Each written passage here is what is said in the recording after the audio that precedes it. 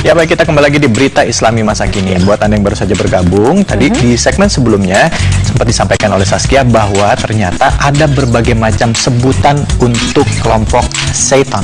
Betul sekali. Saya bilang bahwa ada nama-namanya dan siapa saja sih nama-namanya dan mungkin karakternya. Kadang-kadang ada satu setan yang khusus suka gangguin kita kalau kita lagi sholat.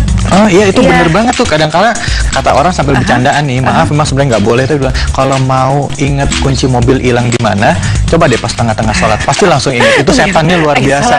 Oh iya, di sini nggak konsen. Nah, kita kenalan nanti siapa nama setannya. Makanya langsung saja kita saksikan. Ini dia beritanya.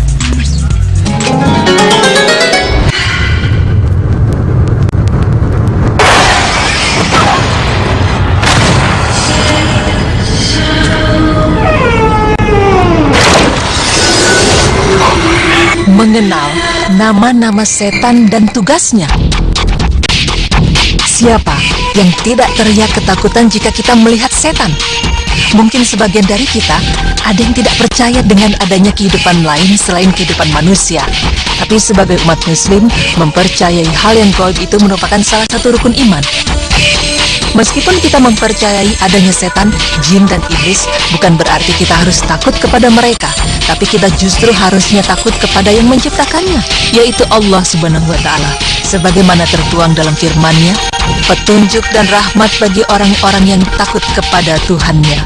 Quran Surah Al-A'raf ayat 154.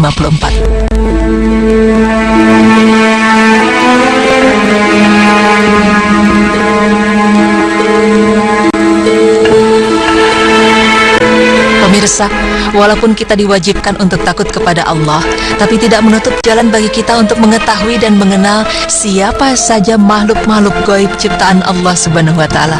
Lalu, siapa sajakah makhluk gaib yang Allah ciptakan?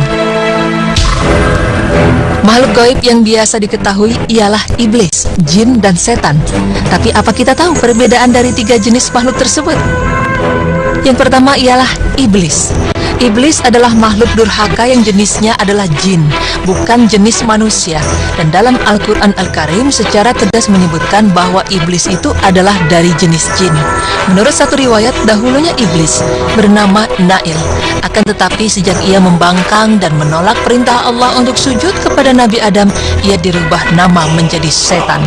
Dan ketika kami berfirman kepada para malaikat, sujudlah kamu kepada Adam, maka sujudlah mereka kecuali iblis. Dia adalah dari golongan jin, maka ia mendurhakai perintah Tuhannya. Patutkah kamu mengambil dia dan turunan-turunannya sebagai pemimpin selain daripadaku, sedang mereka adalah musuhmu? Amat buruklah iblis itu sebagai pengganti bagi orang-orang yang zalim. Quran Surah Al-Kahfi ayat 50. Pemirsa, selanjutnya alam jin, di mana alam ini adalah alam yang berdiri sendiri. Ia terpisah dan berbeda dengan alam manusia. Namun keduanya hidup dalam dunia yang sama. Keduanya pun mempunyai kesamaan, yakni berkewajiban untuk beribadah kepada Allah.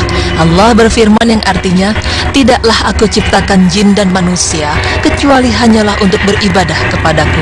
Quran Surah Az-Zariyat ayat 56. Menurut Ibnu Aqil, sebagaimana dikutip Asy-Syibli dalam bukunya Ahkam Al-Marjan fi Ahkam Al-Jan, ia mengatakan bahwa jin artinya makhluk yang terhalang atau tidak dapat dilihat dengan kasat mata manusia. Sedangkan dalam ilmu agama kita mengetahui bahwa jin adalah salah satu jenis makhluk Allah Subhanahu wa Ta'ala yang memiliki fisik berbeda dengan manusia atau malaikat. Lain halnya dengan setan. Kata setan itu berasal dari bahasa Arab yaitu syaiton, yang berarti jauh. Maksudnya adalah sesuatu yang selalu menjauhkan manusia dari kebenaran. Kemudian kata setan ini digunakan untuk setiap makhluk berakal yang durhaka dan membangkang. Pemirsa, berbicara mengenai setan, konon katanya setan itu memiliki beberapa nama dan tugasnya masing-masing. Dan berikut pemaparannya dari tim Berita Islami Masa Kini. Allah Subhanahu wa Ta'ala berfirman, sesungguhnya setan itu hanya menyuruh kamu berbuat jahat dan keji dan mengatakan terhadap Allah apa yang tidak kamu ketahui. Quran Surah Al-Baqarah ayat 169. Karena setan memiliki sifat yang pembangkang, maka tugas setan jelas mencari sebanyak-banyaknya teman untuk menemani mereka di neraka kelak. Misi setan pun sudah jelas bagi kita semua, yaitu mengganggu, menggoda dan menggelincirkan manusia agar makin jauh dengan Allah Subhanahu wa Ta'ala. Berikut nama-nama setan dan tugasnya.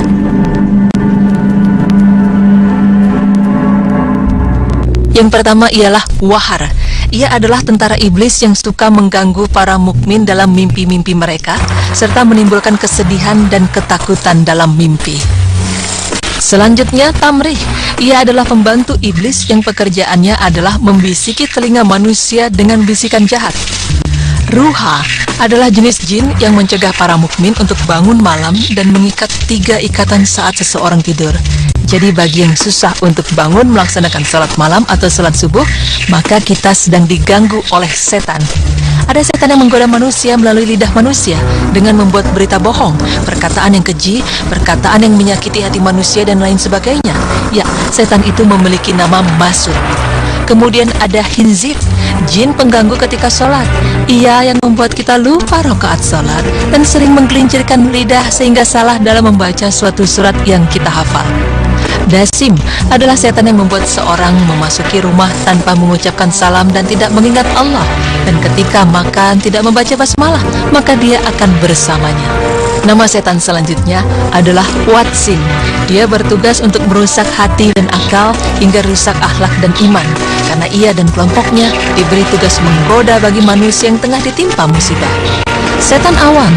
Dia bertugas untuk menggoda para penguasa agar menjadi zolim dan menzolimi manusia, sehingga manusia yang digoda menuju jalan kebatilan.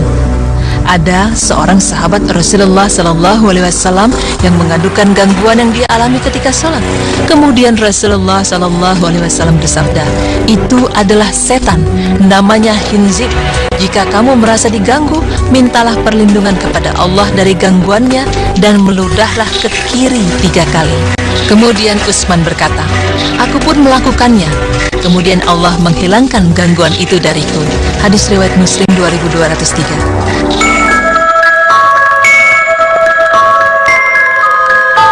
Pemirsa beriman, ternyata nama-nama setan yang kita ketahui itu kebanyakan hadisnya lemah dan hanya setan Hinzib yang hadisnya sahih. Meskipun begitu, kita tetap harus mengimani dengan keberadaan mereka. Dan semoga dengan adanya penjelasan ini, kita menjadi lebih paham mengenai kehidupan lain yang ada di sekitar kita dan menjadi saling menghargai, insya Allah.